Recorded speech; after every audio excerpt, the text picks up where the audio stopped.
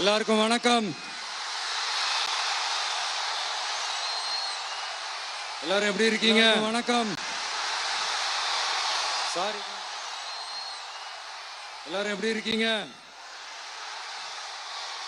Sorry, கொஞ்சம் late ஆயிடுச்சு.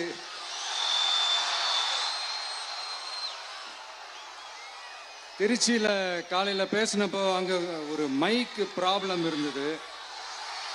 அதனால அங்க பேசினதுல ஒரு சில விஷயங்களை இங்க நான் திரும்ப ரிப்பீட் பண்றேன்.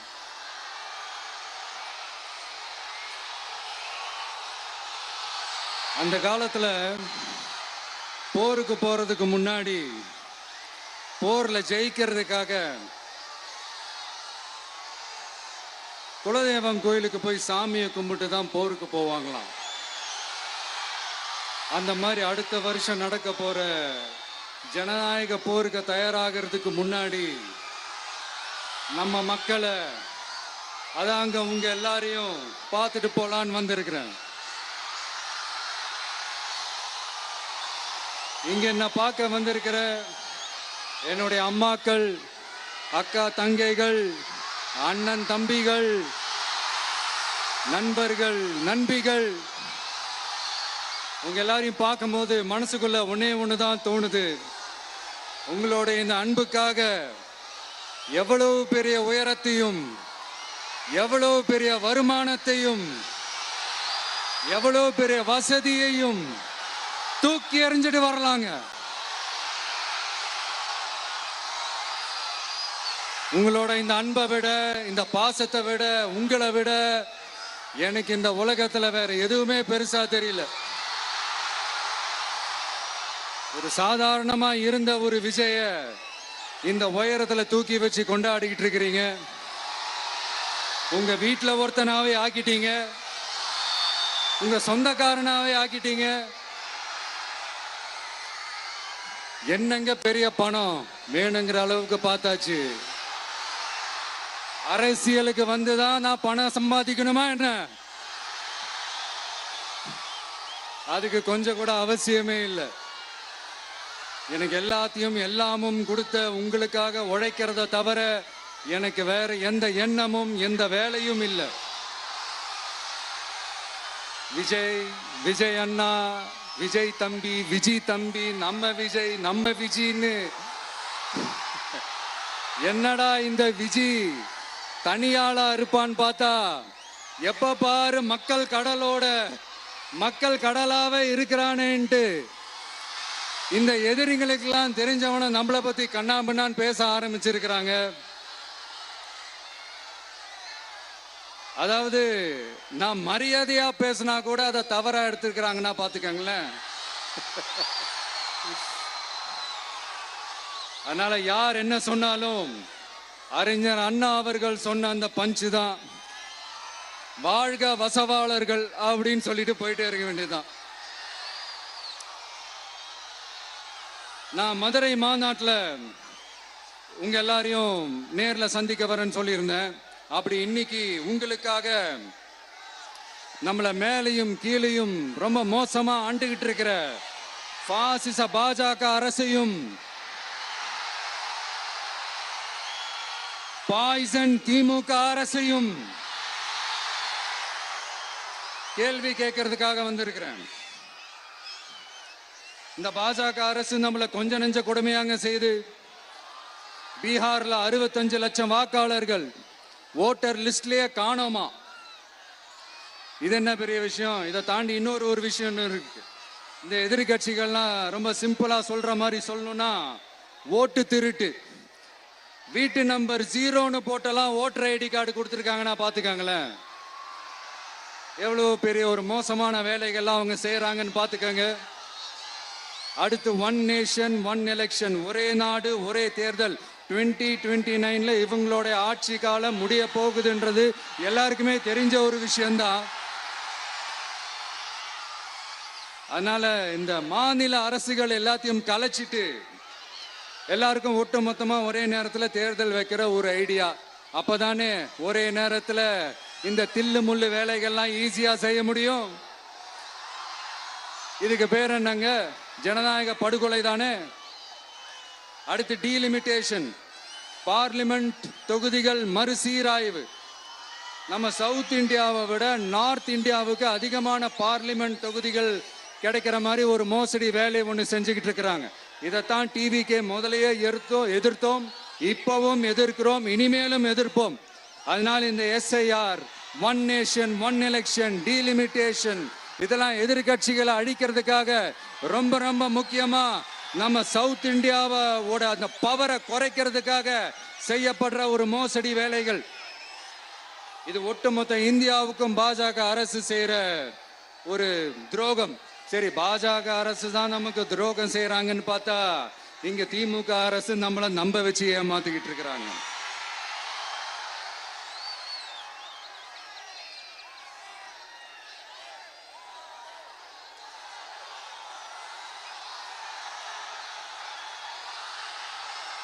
கிட்டத்தட்ட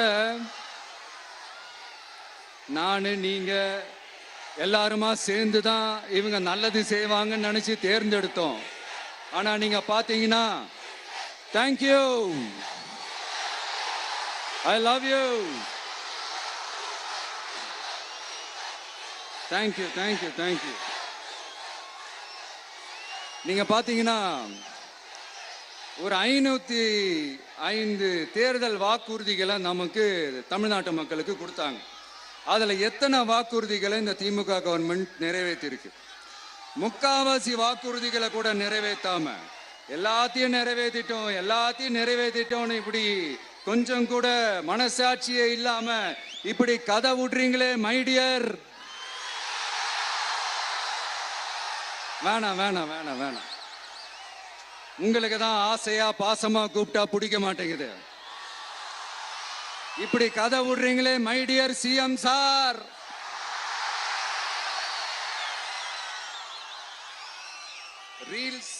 ரீல்ஸ் வேற, ரியாலிட்டி வேற நீங்களே சொல்லிட்டு இப்ப நீங்க விடுறது அம்பட்டும் ரீல்ஸ் தான். அதுல எல்லாம் பாதியில அருந்தும் போயிடுச்சு.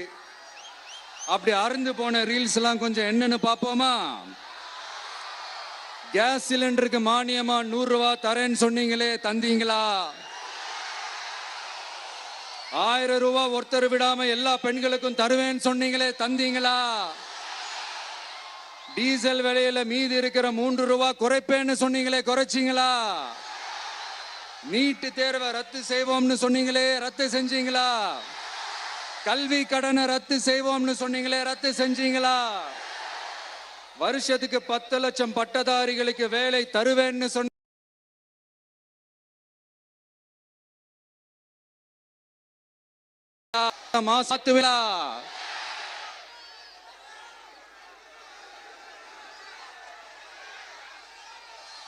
மீனவர்களை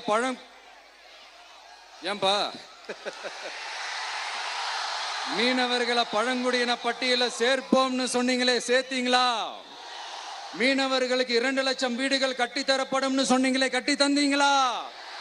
அனைத்து மீனவ கிராமங்களிலும் மீன் உலர்த்தும் தளம் அமைக்கப்படும் சொன்னீங்களே, அமைச்சு கொடுத்தீங்களா? நெசவாளர்களுக்கு கூட்டுறவு சங்கத்துல கொடுக்கிற கடனுக்கு வட்டி 12% 8% குறைக்கப்படும் சொன்னீங்களே, குறைச்சிங்களா? ஆட்டோ ஓட்டுறவங்களுக்கு சொந்த ஆட்டோ வாங்க 10,000 மானியம் வழங்குவோம்னு சொன்னீங்களே, வழங்குனீங்களா? அரசு ஊழியர்கள் ஆசிரியர்களுக்கு ஓல்டு பென்ஷன் ஸ்கீம் கொண்டு வருவேன்னு சொன்னீங்களே, கொண்டு வந்தீங்களா? பகுதி நேர ஆசிரியர்களுக்கு பணி நிரந்தரம்னு சொன்னீங்களே, செஞ்சீங்களா? சத்துணவு மற்றும் அங்கன்வாடி பணியாளர்களுக்கு அரசு பணி உறுதின்னு சொன்னீங்களே, செஞ்சீங்களா? முதியோர் உதவித்தொகை 1500 ரூபாய் தருவேன்னு சொன்னீங்களே, தந்தீங்களா? தமிழகத்தில் இருக்கும் வேலை வாய்ப்புகள்ல 75% தமிழர்களுக்கு சொன்னீங்களே, தந்தீங்களா? 3 லட்சத்தும் மேல் இருக்கிற காலி பணியிடங்கள் நிரப்பப்படும் சொன்னீங்களே, நிரப்புனீங்களா? தூய்மை பணியாளர்கள் பணி ஊதியம், ஓய்வூதியம் போன்ற கோரிக்கைகள் நிறைவேற்றப்படும் சொன்னீங்களே, நிறைவேற்றினீங்களா?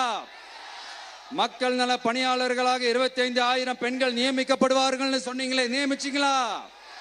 ரேஷன் கடையில் மீண்டும் உளுந்து வழங்கப்படும் சொன்னீங்களே, கொடுத்தீங்களா? அனைத்து அரசு வேலை வாய்ப்புகளிலும் பெண்களுக்கு 40% முன்னுரிமை வழங்கப்படும் சொன்னீங்களே, கொடுத்தீங்களா? 35 வயதுக்கும் மேற்பட்ட திருமணமாகாத ஆதரவற்ற பெண்களுக்கு கல்வி தகுதிக்கு ஏற்ப அரசு வேலை வழங்கப்படும் சொன்னீங்களே, வழங்கினீங்களா?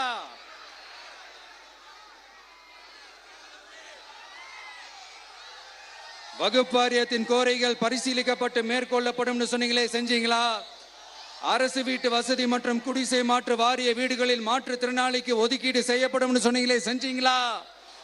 இலங்கை தமிழர்களை காப்பாற்ற ஒரே தீர்வு பொது வாக்கெடுப்பு தான், அதை நடத்த வலியுறுத்துவோம்னு சொன்னீங்களே, செஞ்சீங்களா? இப்படியே நம்ம கேள்வி கேட்டுக்கிட்டே இருக்க வேண்டியதுதான். இவங்க கிட்ட இருந்து எந்த பதிலும் வரப்போறது இல்ல. ஏன்னா இருந்தாதானே. அதனால நான் உங்களை கேட்கிறேன், செய்வோம் செய்வோம் செய்வோம் செய்வோம்னு சொன்னாங்களே, செஞ்சாங்களா? சத்தமா சத்தமா? மை டியர், வேணாம் வேணாம் வேணாம். அப்படி கூப்பிட்டா, ஆசையா பாசமா கூப்பிட்டா அவங்களுக்கு பிடிக்க மாட்டேங்குது. அதனால கேக்குதா மை டியர் சிஎம் சார்? அவங்க பண்றது துரோகம்னா நீங்க பண்றது நம்பிக்கை மோசடி. இது ரெண்டுமே ஒண்ணுதான், ரெண்டுமே ஏமாத்து வேலைதான், இது ரெண்டுமே ஜனநாயக குற்றம் தான். இப்படி ஏமாத்துறதுல இவங்க ரெண்டு பேருமே ஒரே வகைரா தான்.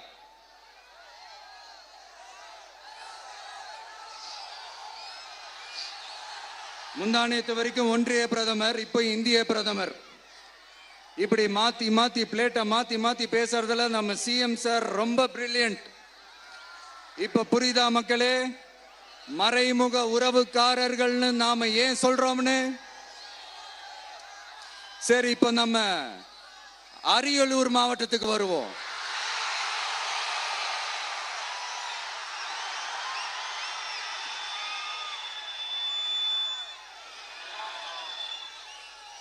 தமிழகத்தோட வறட்சியான மாவட்டங்கள முதல் வரிசையில காலங்காலமா இருக்கிற மாவட்டம் தான் நம்ம அரியலூர் மாவட்டம். சிமெண்ட் உற்பத்தியும் முந்திரி உற்பத்தியும் நடக்குது, பட்டாசு தொழிலும் கொஞ்சம் நடக்குது. ஆனா இங்க இருக்கிற இந்த தொழிலையாவது மேம்படுத்தலாம்னு இந்த கவர்மெண்ட் ஏதாவது யோசிக்குதான்னு கேட்டா ஜீரோ தான். சிமெண்ட் ஆலைகளால ஏற்படுற மாசுபாட்டுல இருந்து மக்களை பாதுகாக்க என்ன நடவடிக்கை எடுக்கப்பட்டிருக்குன்னு தெரியல. யுனெஸ்கோவோட உலக மரபு சின்னமாக அறிவிக்கப்பட்ட கங்கை கொண்ட சோழபுரம் கோயிலை முறையாக பராமரிக்கணும். ஜெயங்கொண்டத்தில் ராஜேந்திர சோழனுக்கு மணிமண்டபம் அமைக்கலையே ஏன்?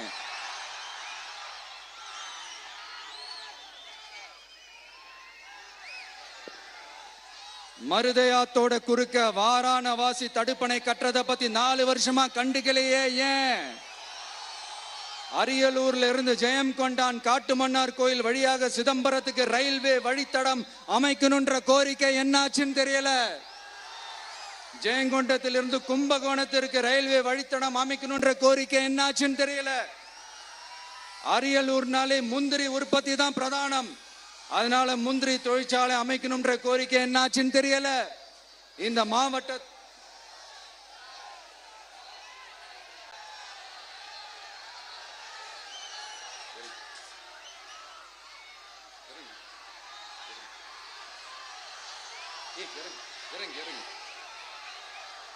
தம்பி இறங்கு, தம்பி இறங்கு, ப்ளீஸ் ப்ளீஸ் ப்ளீஸ் இறங்கு. சரி இறங்குப்பா ப்ளீஸ். அண்ணா அது சாஞ்சி போயிடுச்சுண்ணா, இறங்க சொல்லிருங்கண்ணா.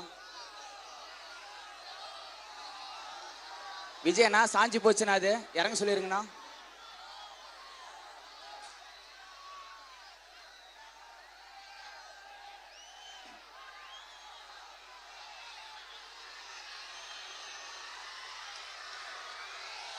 ஹலோ பிரதர் சார், அவரை இறங்க சொல்லுங்க ப்ளீஸ்.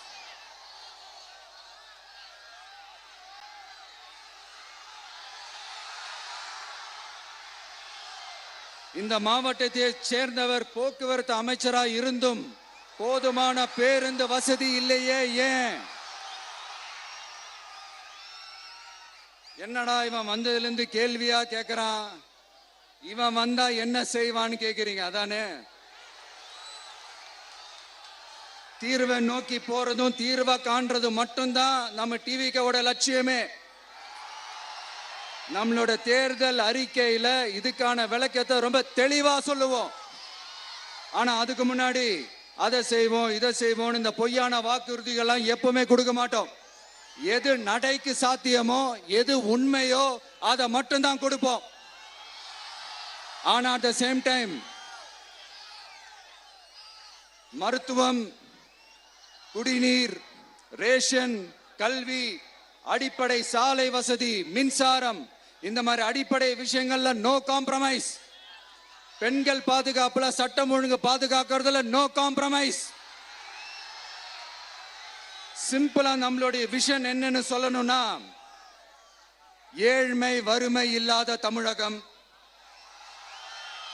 குடும்ப ஆதிக்கம் இல்லாத தமிழகம், ஊழல் இல்லாத தமிழகம், உண்மையான மக்களாட்சி, மனசாட்சி உள்ள மக்களாட்சி.